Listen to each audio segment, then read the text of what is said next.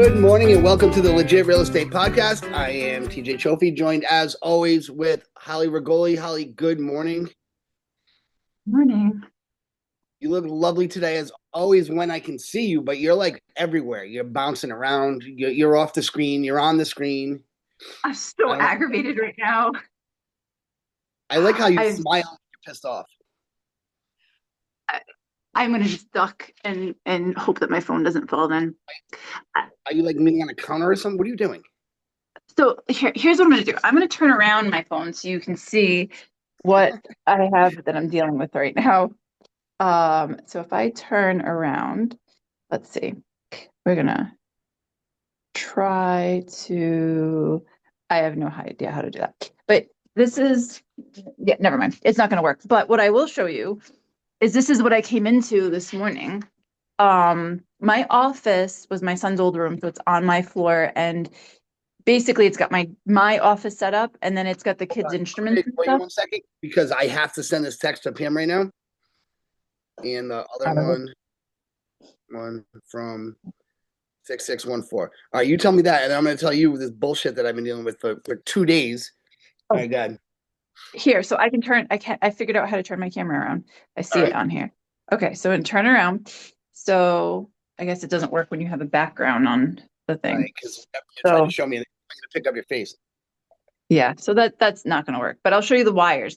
So I walked into my office and I have these cardboard, like, I don't know, tote bin things that are like velvety or whatever. I had three of them eaten, like chewed up. I guess my dog got stuck in the office yesterday. Like she must have walked in the room and then got stuck behind the door and went nuts. Now she is like 8 or 9 years old. She is not one that chews things. She is usually great. I found the bins chewed up, like I have an open house to go bin, like chewed up. And then I went to go get on my computer to get a listing up and running this morning and found um, you remember a while ago when my wires were cut on my desk downstairs and I couldn't figure out what happened? A little bit. I know we went through a period where it was just like a total struggle. So this is my camera. This is the second time I've had to buy a camera because my normal camera, now she chewed the cord. These are my speakers. She chewed through my cord. So that this is the other end of my camera cord in my USB cable to connect my monitor to my computer was completely chewed through. So I was like, shit. So I was able to, I had another USB cord, not USB, HDMI cord. I was able to change that. So I was able to get on my computer, but I can't record on my computer because now I need to buy another camera and new speakers. Hey, you just got that too. That wasn't old. No, because she chewed through, I guess that must have been her that chewed through the wires last year. So I'm gonna My have to aunt get had a bunny. wireless. My aunt had like a pet bunny. You ever see these bunnies that people have, rabbits that like live in the house? First of Mm-hmm. all, they're huge, huge.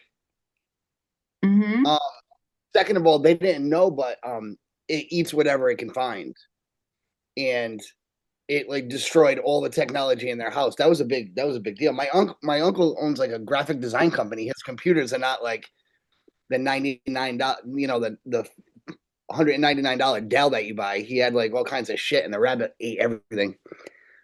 Your dog Yep. eats the same thing. Thank God Andy doesn't do Not that. normally. So, Not normally. She's usually very good. And she must have just been freaking out because she got locked in the office somehow and chewed through all my wires. and now because of that, you look like you have Tourette's over there. You're bouncing all over the place. I'm trying to use something I don't normally use, and the phone is gonna fall. Mm. Can't really balance my this is like last minute trying to figure it out because This I is the have a first time holder. that you're struggling, and I'm sitting here like relaxed and composed. Usually, it's the other way around. Oh, well, I'm glad you're relaxed and composed, but you said you got some crap going on too? I do. So you know that all mortgages are due on the 15th. All mortgage. Uh, They're due on the yeah, I do. first. They're all due on the first, but they're late on the 15th. Right now, I've never had a late payment. The last time I had a late payment on anything was the 90s. So I don't do late, and I don't like when for the past Now, usually I wait till the rent checks come in before I pay the mortgages. Hmm. So February went by quick because we had that snowstorm and we kind of like lost 3 days. So you kind of let the guy go and you don't feel like driving down there anyway. And I didn't feel like, et cetera, et cetera. I don't like the mail because I don't want to hear that I mailed it. I can't deal with that. So I didn't get the rent until, and then Monday was my birthday. So I waited till Tuesday to get the rent. So I deposit the rent. This is on one of the properties. I go to pay the mortgage, which also on that same bank is my home mortgage. I go to pay the mortgage. I can't log in. This company, Mr. Cooper, is now direct loans. What's that damn? I'll tell you. It's who's the damn lender? Doesn't matter. It went from them to them, so I couldn't pay the mortgage. On the other property, it's been slowly, and this is my fault, and this is important for anybody who's an investor because it's my own fault. The rent's due on the first. Then the rent was being due first paycheck in the month. Then the rent check was being due kind of whenever I could get down there. Well, I asked the guy for the rent. Now, it's never been later than the 15th, ever, ever. I asked the guy for the rent on Tuesday, and he's like, can I wait till the 19th? So now I'm going to get February. I'm going to get February's rent on February 19th. And it's my own fault because it's been gradually sliding. Like if you see the dates of the deposits, which I pulled up, it's like first, 5th, 6th, 8th, and then now it's the 19th. Now, February is a short month. So what's the chances that after he pays me February 19th, he's going to have the rent money 11 days later? It's impossible. Not gonna happen. Now I'm in a circle now every month is going to be like trying to claw back days. And that's really my own fault. Did I tell you about the tenant that I have? He's great, like, but he's always kind of been behind, and he was paying me little by little through PayPal. So I don't, I usually go to the house once a month and I'll grab the checks from two of the tenants, and then this one usually pays me with PayPal. But he was paying me little amounts, but I don't have the time to reconcile every time he sends, like, a $200 payment, a $300 payment, you know, and I recently reconciled it and I'm like, holy crap, you're $3,000 behind. That's 3 months You did tell me because his that. rent is like $1,100 a month. And I was like, oh, And it's our own fault if we had property managers that were like on top of their shit and getting paid to do it. Like I've interviewed property managers before, and like that's one thing you don't have to worry about, and they're getting that rent like automatic on the first, whereas I'm like getting a paper check. You know, you like it's my know, own fault. well, I've told you I come from the property management world. And yeah, when I get enough units, do I want to hire a property manager? If I do want to buy property in New Hampshire, I'll have a property manager. But right now, I'm like, I'll still deal with it. But like, I only have 4 units. It's not a big deal. Um, Mhm. it's frustrating when things slip through the cracks like that. It sucks. And then now I'm catching up, and that's going to be my life catching up. Mm-hmm. Um, And but thank God that the mortgages are due when they're due because the way the bills come out, I only find myself having time to pay the bills once a month. And I realized I was like, I have the reminder on to pay it on like the 5th of the month. And I've called all my billing, like all the companies, and I've tried to get them to make the due dates all around the 15th of the month because it just sucks if you pay all your bills and then this next bill comes in and it comes in after you've paid all the bills. And then by the time you get a chance to pay it, it's like, oh shit, this was already due because it came in at a different time. I hate bills. I hate paperwork. It's oh, I ugh. mean, I do the same thing, and I don't mind that. Usually, it takes about an hour. I don't mind the hour of paying the bills because I kind of like to do it. Not that I like the idea of paying bills, but when I'm actually doing the process, it's not something that bothers me. But you're right. If I get something in after, like Providence Water will come in on the 20th, and it's like, what the fuck, guys? Like, you know, 20th, like that's next month. Anyway. Yeah, that's frustrating. Um, so in other Yes. news, I learned Mhm. something this week that I thought was important to share with everyone. Okay. Um, what do you do if you have broken glass in your house? Ooh, we had broken glass in our house like 3 days ago. She was making stuffed peppers in a glass baking pan, and the damn thing shattered in the oven. So when we took Oh, it out, yeah, those things are made to absorb like a broiler, and she had it on for 350, and it just gave way. But anyway, yeah, you pick up the big pieces and you vacuum up the small pieces, or I like the wet paper towel method afterwards because the paper towel will stick up the stuff. Is that what you do? Is that what I'm supposed to do? usually I'll wipe it, mop it, whatever, like get rid of it. But what do you do with the broken? Huh? What do you do with the broken glass once you've picked it up? Oh, I don't even recycle. Everything goes in the trash. I have one trash bag. I have a black bag, contractor bag outside, and I have a kitchen bag inside. That's it. Okay, Going right so in do the you just put it straight in the trash? yeah. Why? Okay, so you know what I found out this week is that you really should Oh do my some. god! So I went to go take out the trash this week. And I take the bag out and like we have our trash cans pretty compact. It's not very big, right? It's a normal trash can, but like the trash gets packed in there. So I'm trying to pull it out, and I noticed that the bag is kind of split open in part of it. But as I'm pulling it out, like I get it out because it was compacted in there and it swung and hit my finger. And it's really not as bad as this looks. This is just to keep my finger straight. I'm gonna say Because very I'm not impressive that you did not show your hand for the first. You didn't show your hand for damn near 20 minutes. That was smooth. the fun part of it. No, but see how this part of the finger, it's sliced here, and I'm like, and it like sliced. I literally, I'm not one to like faint at the sight of blood, but I was trying to stop the bleeding and wrap and rinse and like clean it all by myself because I was the only one home. And I'm like, for some reason, I got lightheaded and I was like, oh shit. I'm like, I'm home alone by myself. What if I pass out? So Oh I grabbed goodness! my phone, I sat on the floor, and I called Dave. I'm like, I might actually pass out. I need you to call rescue. Oh, he's like, what am I gonna do? I'm like, well, if I stop talking, I guess. He's like, are the doors unlocked? I'm like, oh crap, they're not. I mean, I was fine. I didn't pass out, but I actually started like getting woozy like I was going to, and it was How much just, blood but did you lose? huh? How much blood did you I lose? didn't lose much blood. I don't know Strange. why I felt that way, but it was like I was able to stop it pretty quickly. But then I used butterfly bandages to like close up the wound.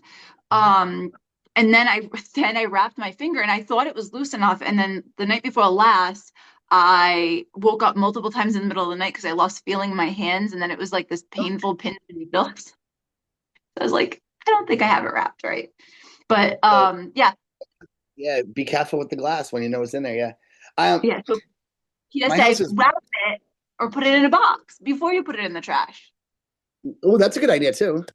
We were out of contractor bags. Today's trash day. We were out of contractor bags last week, and I was too lazy to go to Home Depot. Um, we had 11 bags of trash this week. 11. What are we How, doing with 4 people and 11 bags of trash? how That's do what I you want to know. have how do you have 11 11? fucking bags of trash. I don't know. I really don't know. I don't know. And it's nothing like it wasn't Christmas, right? You know, you got Christmas, you got wrapping paper. It's a different kind of trash day, right? We had no company. We had nothing. It was just 11 bags of trash. And I'm like, what are we doing? Are we just buying things to throw it away? Recycle What are or we doing? you don't? Huh? Are you recycling? No. I don't recycle now. Okay, that's why. I bet that's Yeah, why. but every other week I'll have one big black bag and a kitchen bag. That's it. That's crazy. So we are pretty anal on recycling everything we possibly can. All of our wet stuff actually goes to the chickens. Like, I mean, eggshells, no. Um, actual like raw chicken stuff, no. But like if we have like let's say Wait, do food chickens scraps or eat whatever, cooked chicken? they will if we give it to them. But Would they like really? they would. But That's what we'll usually do is we'll give like the leftover like chicken and beef or whatever like if we have like food scraps from that, we'll give that to the dog. But anything that's like you're peeling cucumbers or cutting the tops off the strawberries, all that kind of stuff, we actually have, we call them, instead of compost bowls, we have chicken bowls. So all of that stuff goes into the chicken bowls, and then we throw it out to the chickens every day when we go out to get the Yeah, eggs. whatever it is, they eat it all. Yep, they eat everything. And then we recycle, and then all the cardboard, especially because it's been so cold and I ran out of wood. I burn the cardboard in the wood stove to heat the house. So we're doing, man. So we're doing. Well, We're burning paper bags. we are literally, Yep. Burning because I've mentioned it a few times, but because of the kind, I don't know, my air handlers that I have an air handler upstairs, an air handler on my first floor, and a mini split in my basement. My air handler on the first floor that services the floor, I can't talk, that services the first floor will not go above 60 when we have the negative temperatures without me having to fill the wood stove. So I broke down and I finally ordered another quart of firewood. They just dumped it in my driveway today, and my husband was telling me, next week we're going to be in the 40s. We're going to have a lot of melting. I'm like, of course. Of course yep, we are. because I just Yesterday, bought yesterday firewood. was I kept hearing like random like loud bangs, and it was because the snow was coming down off the roof and just you didn't on this side of that house or this side or that side. And the first time, like I jumped out of my seat, like I thought like a car hit the house, like that's how loud it was. And I'm glad my solar's working again, which is nice. um Yeah. I do want to talk about the real estate news today. There's real estate news, and that is two things are happening at the same time. One, rents have dropped to their lowest level in 4 years. Rents are dropping. Two, foreclosures are rising. What do you make of Really? it? Mm-hmm. This is So, national, so I don't know. But this national shit, I don't think it really hits us until afterwards. I think it's the bigger places first, but foreclosures are on the way up. I mean, people that so bought some of these. what? Hmm? Sorry, go ahead. I feel like people that bought some of these houses with 7 and 8% interest rates bit off a little more than they can chew, and now we're seeing the effect of it. At least that's my opinion.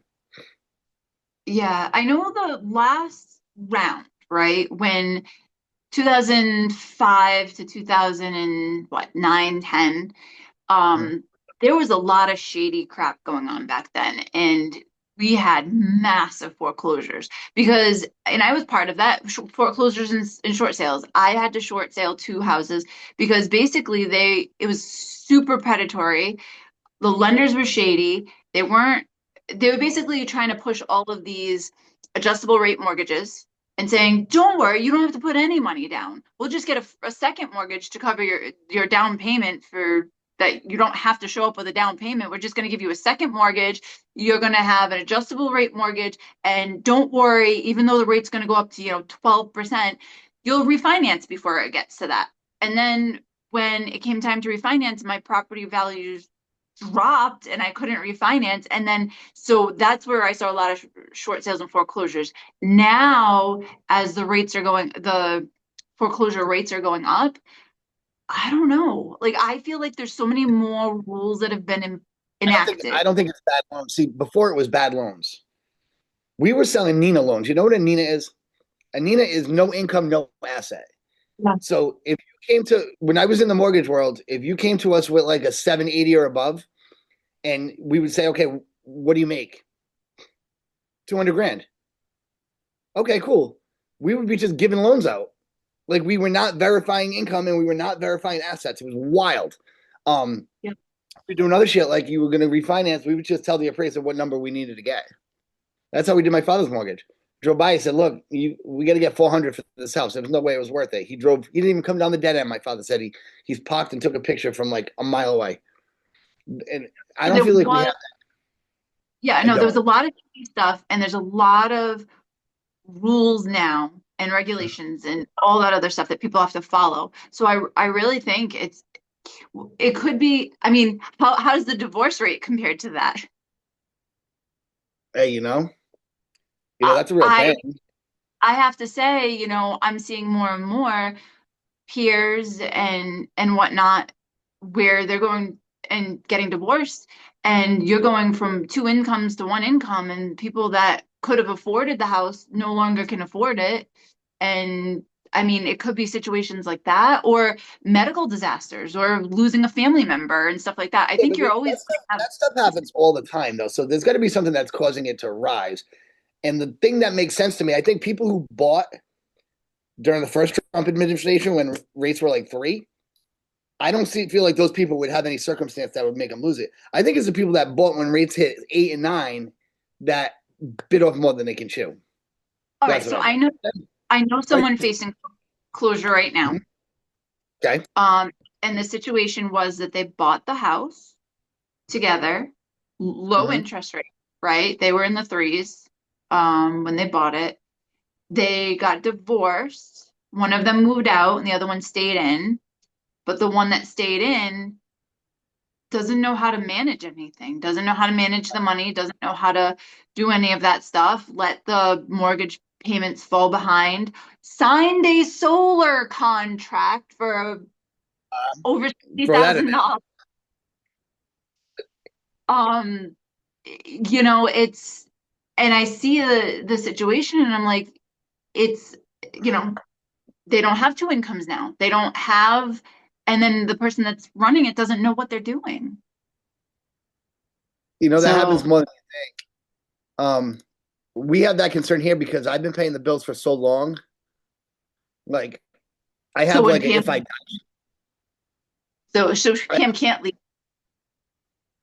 I mean she can. I mean she can she wants to and probably is, but I mean she'll figure it out or she'll lose the house and I'll have to buy it back off her. Because No, it's she's a matter of she doesn't know where shit is. Like I have my list with all the passwords, but I don't. If you asked her who does our mortgage, well, actually, she just had to pay it, so she knows now. But she didn't know. She asked me what website to go to. The car insurance. She doesn't know who our insurer is. No idea. yeah. So my husband used to pay all of the stuff. And he had a certain day every week he would sit down and he would pay it. And he's very good because he's very anal about everything he does. Everything has to be perfect and it has to be specifically scheduled. And but the thing is he doesn't have the ability to think outside the box when we don't have the money to pay the bill. He doesn't know, hey, we can take money out of here and put it here to pay this, and or I can open this credit card to pay that. Like, so Jesus, he was Holly. getting You can't using credit cards to pay utilities, Holly.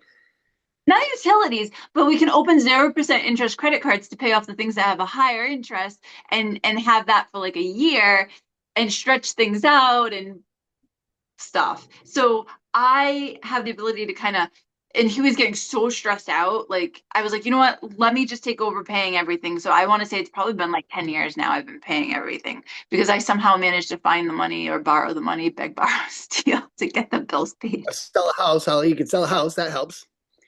Yeah, Even that helps. I try. It doesn't That's always the, cover that's the everything. thing. I'll tell you, my business bit was very very slow the last like 18 months. I've been spending so much time on this podcast. I think.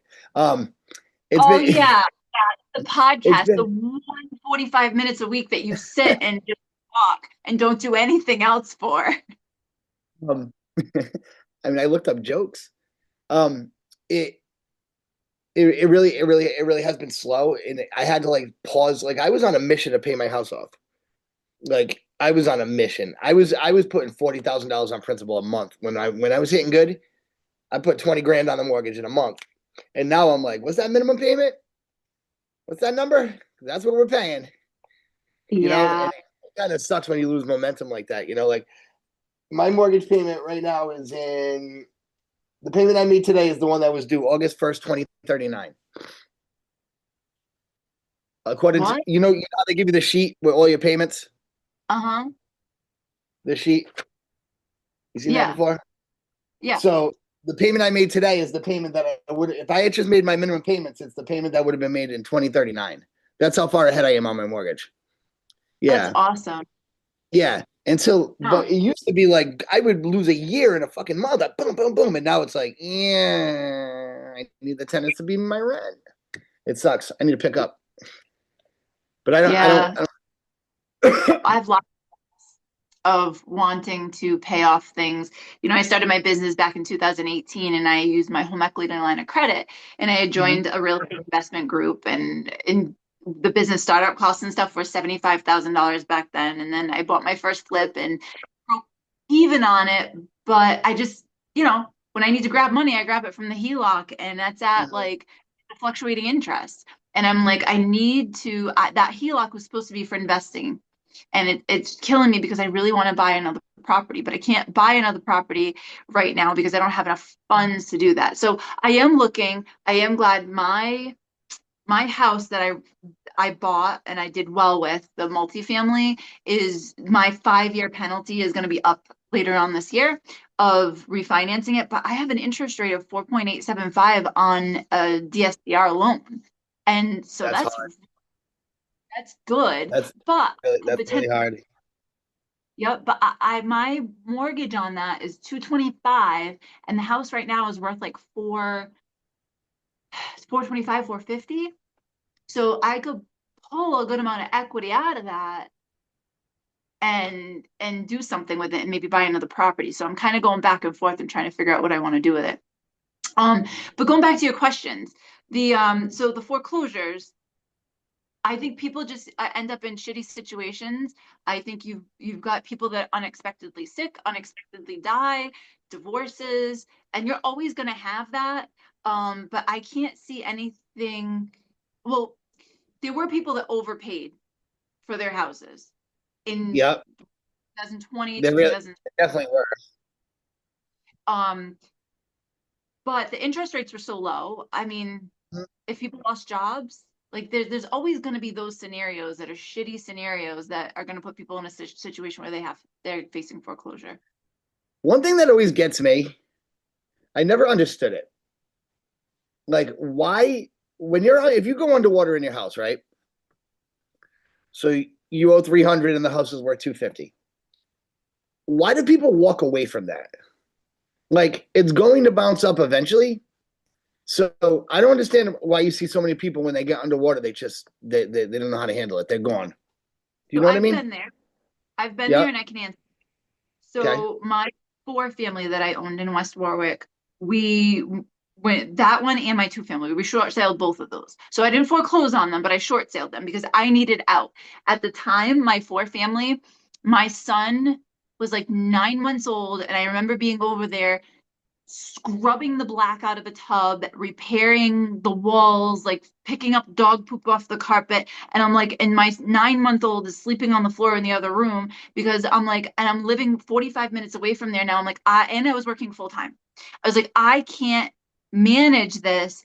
And I was losing so much money. There was not one year that I didn't lose money on that property. I think the least amount of money I lost on that property in a year was like $9,000. Every year I owned it, between the expenses, the tenants screwing me with rent, repairs, kicking people out, evictions, I was losing money because I bought it super high. My mortgage was super high. And then I was faced with shit. If I don't sell this, if I can't short sell this, come a couple months from now, that adjustable rate interest, it's gonna kick up to like 12%. Like I was in a situation where I'm like, I have to get out of this. And it kills me because that house right now would be worth $600,000 any day. I sold it for, I don't know, 320. My house in Yeah. Cranston short sailed.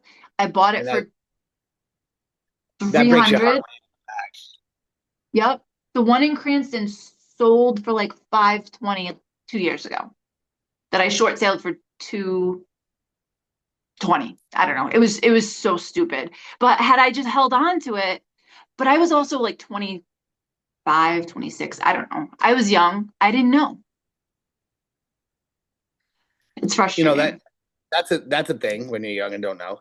Um, I was more talking about the people, the ones that get me. It's like their primary residence, and you see them lose it because they're underwater, and that's their excuse. It's like, well, but your payment doesn't change. Like I have a lot of equity in my house now, but if I woke up tomorrow and it was gone, my payment's not going to change either way. So your case with the adjustable rate, I get it, but if I'm on a fixed rate mortgage and then suddenly the market tanks and my house is worth 180 tomorrow, well, shit, my payment doesn't change. So you see people walk away because I think that's short sighted. I do. I think it's short sighted because in 10 years it's going to be higher than it is now. It doesn't matter what you do. I think the only people that are walking away are the people that need to, right? Like, so the one that I have that I know of that's facing foreclosure, like they just can't seem to manage what they have going on. And they have family members that are living there and taking advantage of them and not paying anything and just I'm it's people get stuck in bad situations. Another thing is drugs. The people that get addicted to drugs Yeah, and go down the wrong way are gambling. gambling's a big I think people get involved with very difficult things that they can't seem to get themselves out of. But it does drive me crazy. Like I'll see people, and I actually just sent a letter to somebody the other day that lives in my town because I was checking out, I happened to check out the newspaper and noticed that there was a house that was going into foreclosure. And I was like, well, let me just send him a piece of mail and just say, hey, if you want to talk about it, I'd be happy to help you and figure it out because rather than getting foreclosed on and losing everything you have, these houses have equity in them. So it's worth selling them. And so you work away with a little something versus nothing. right. Yeah, really. But you were I saying hate to too, see oh, go money ahead. on the table. I hate that. I really do. I feel bad just because they don't Yeah, know or they don't know how to get it. They don't know what their options are. right. Very frustrating. Right. They just say, I can't make the mortgage payments. I don't know what to do. The people that I know of that were facing foreclosure, I said, let's do this. Do you have any source of income? Do you have a 401k? Do you have something that can you grab money to catch your mortgage payments up that gives us a little bit of time so we can sell this on the market for you so that you get something out of it. So that's the they were able to do that for a little bit, but it's tough. People are in tough situations. But you were saying too that you read that rents are going down. Rents are going down, which is kind of crazy. Let me pull it right back up. I don't know how many months in a row. It may have just gotten to a point where people got too ridiculous with the rents and grabbed for too much and then had to lower them just to get people to move. I mean, the Lower other thing, stuff. I mean, I know this isn't a political show, but everything's lower when there's a Republican in the White House. Period. The end. Like rents are down, rates are down, prices are down because the economy is not inflated with nonsense. But the rent inventory part of that has to do with the amount of people that are like just being like taken out. Like, see ya, gotta go, gotta go. I'm a little scared because I have a couple tenants that are at like the market peak, and when their lease runs out, I wonder if they're not going to try and renegotiate to something more market value. Like I've never had that conversation before where a tenant said, "Okay, I'm paying this. I want to pay this minus 5%." I've never had that before. I wonder how that goes. so no matter what, expenses are going to go up every year. My utilities go up every year. That's Yep. going to happen, right? So what I've done is my tenants, I'm fortunate where I've had very long-term tenants that the only person that moved out was somebody that I helped buy a house, you know. Well, that's a good way to do it. Yeah, I've given chances to people that it was their first apartment. One of my tenants lived with her parents for like the last 30 years and they passed away and she didn't have a job, but I gave her a chance and she's like awesome. She's like one of my mom's good friends now and they hang out and they play cards and but what I do is typically on an annual basis and I'm just again because that ends up being my last priority is getting my rents straight at my house and all that stuff. But usually once a year I'll do an increase, but it's like was it 5 to 10% of their rent. And I just try to do that so that I don't fall too far behind of the rent and I don't want to be giving giant increases either. Right. And because what happens then is you risk losing a tenant that you like. Yeah. Yeah, I'd rather keep a tenant at a lower rate than have a turnover. I was trying to explain this, and I think I lost a real estate client recently, and I can't get them to call me back, but I rent. I rented an apartment, and I'm not one that likes to get involved with rentals, but I had somebody that was local and they have a multi-unit building, and so they had asked me to rent out to them. And I know that bear with me. So I know that money was a concern because expenses were going up, but they wanted to increase the rent in the apartments, and they knew they were giving like, I don't know, a couple $100 increase to their tenants. And he's like, "Well, I know this is going to push them out, but potentially, but he's like, I need somebody in that's going to pay the rent." And I feel like I should have explained it to them better that, well, if you push them out, then let's say you have a month gap, then you're losing a full month's worth of rent. And Mhm. it's not worth it. If somebody moves out, somebody's going to move out and you have to do the turnover and stuff. But if you're trying to raise the rent significantly and know that you're risk pushing someone out, and then you're going to not only have to lose that month, but then you have to pay the realtor fee if you're going to have a realtor rent it out. And I think my disconnect with them was that my listing agreement with them was one amount. But then they switched it and moved another tenant into that apartment and then opened up a different apartment that was a higher amount. And I always charge 1 month's rent to rent out an apartment. So I Right, deleted but that it's listing. expressed as a dollar figure, right? So if it's 1,000, if your agreement is on $1,000 a month apartment, you're going to write in $1,000. Now, if you want you to go do the $1,500 a month unit up the hall, then you got to change the whole agreement, right? Yeah, so I did that, but I wonder if I didn't explain it to them well enough because they've got another apartment on the market right now. They didn't call me to do it, Oh, and then I reached out and I was like, well, he had asked me, he's like, how much is it going to be to rent out this one? And I said, I usually charge 1 month's rent, so it's going to be this. Um, and he's like, but in his comments, he was like, because I think you charged it was too expensive to do the other one. And I was like, well, I obviously want to keep a client and work with them. And so I wrote back to them. I said, would this much work? I'm like, because I just rented this one, I'll take a couple $100 off with this work. And they never got back to me and had another realtor come in. And I'm like, to me, I'm like, I don't like that because I don't want my clients to feel like I screwed them. And I feel like almost like he feels that I might have, um, I don't know. But for them to just not come back and say, like, oh, yeah, $1,000 is too much. Can we do something else? They just found someone else to rent out the apartment. And I've been renting it for them for the last couple of years. So, and then wow. I texted, like, I tried to do Over the a right couple thing. hundred bucks. Um, well, I don't know. I don't know what the other person is charging. I honestly don't know. But Not doing it rentals for are, nothing. They're a pain in the you can, ass. I don't like them. I only do them I, if I have to friggin' know you. Like I get almost like know you and love you, or I got to know you and I know that coming down my way is going to be like some business. Because for me to go fuss through applications and oh my god, I did one in Woonsocket. There was every goddamn employee from CBS like applied for this thing. There had to be 150 applications, and I'm like, what am I doing this for? Like, this isn't my world. I don't know this shit. I hate doing rentals. Mhm. I do them for myself.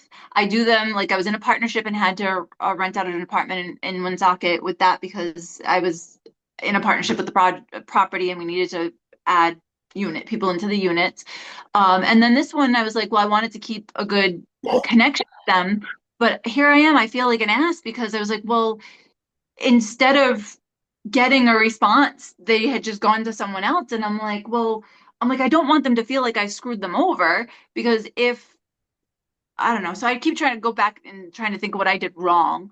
And maybe wondering if I should have explained it to them better and maybe pointed out, hey, if you raise the rent this much and these people leave, you're losing not only this rent, but also what you have to pay to have me rent it for you. I guess I got to get better at explaining those things.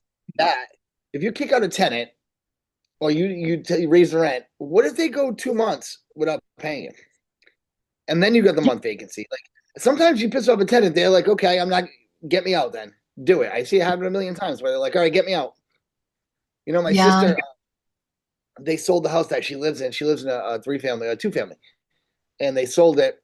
And the guy is going to occupy both floors, so they want her out. And she's like, he gave her 30 days. And of course, my sister, being who she is like, well, I'm taking 90 days, like basically out of spite. But like, Hmm.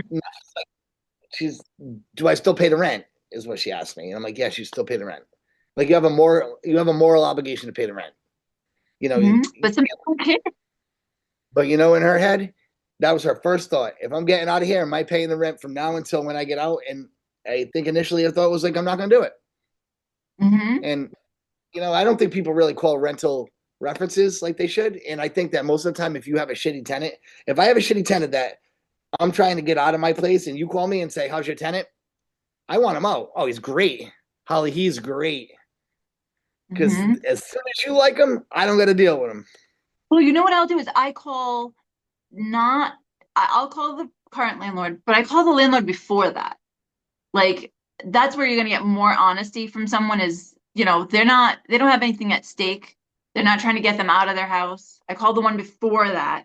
And then I also always check to make sure that the person that I'm given as the landlord is the person that actually owns the house. Because I have had Didn't you have people. an issue like that before? Did you have an issue like that before? Mhm. Yeah, I I think you was told renting me. a house, I was an here at apartment in summer house. Woonsocket, and someone gave me a reference for a landlord, and I checked on RPR and I said, that's not the owner of the house. So I asked the guy, I was like, so I'm confused because you're the name and number he gave me that owns the house, but you're not the name that's on the address of the house. So he gave me some kind of bullshit story like, oh, my property manager put it in whatever, blah, blah, blah. So I looked up I have a White Pages account. So that's how I stalk, I track down people that I can get in touch with. So I tracked down the information for the person that was listed as the owner of the house and I reached out to them. And sure enough, they called me back and they said, that is a current tenant of mine. I don't know who this other person is that's saying that they own the house. Um, he's like, I think that they gave you someone else because we've been fighting lately. He's like, he's been a good tenant. He's been paying the rent, but I had a new tenant move in and they were fighting over parking or they were upset over parking. So we had a tiff. He's like, but everything's fine. He's like, he probably just thought that I was going to give him a bad reference because of that tiff. And that completely eliminated him from being able to get the apartment because I was like, Guy now well, looks like a liar, and you can't rent to him now. he is a liar. So I couldn't rent to him. But they did not expect me to dig that deep into their reference. I wonder how many other places they got away with that. I'm sure they did. Yeah. I am sure they did. I didn't, as a landlord before I became a realtor, I didn't screen like that.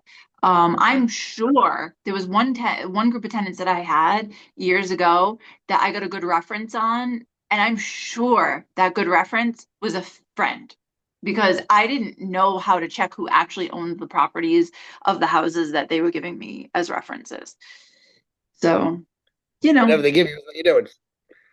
yeah. But going back with the rent is I guess the rents are coming down because I think people got all gung ho with raising the rents as high as they could raise them and it's also winter. People don't really want to be moving now unless they have to. It's true. Yeah. And guess what? I think we're out of time. We are. This went by fast. This was a good conversation. It was considering so next I came up with an idea and I was like, well, if we don't have anything to talk about today, I want to do two truths and a lie on one of our Okay. upcoming episodes. I want to do All two right. truths and a lie. I So like that.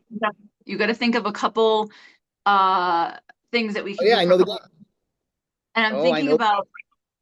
I'm thinking we should either do it live or do it in two segments where we'll figure it out. But I want to do true All right. truths and a lie, real Got estate it.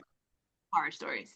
You know what Michael? Um, Do you know who Michael Knowles is? Hold on, real quick. Do you know he does no, Fake Headline Friday, no. where the producers do like four headlines, and one of them's real, Oh, and they're I all didn't know that. outrageous. It'll be like, man, man wakes up with alligator in his bed, and you know, school bus, like, I don't know. So it'd be all kinds of crazy stuff. And he's pretty good at picking up. That's kind of fun. We should do a real estate one too. I like two truths and a lie better though. Good idea. I think we're gonna Where do can they that. But find us?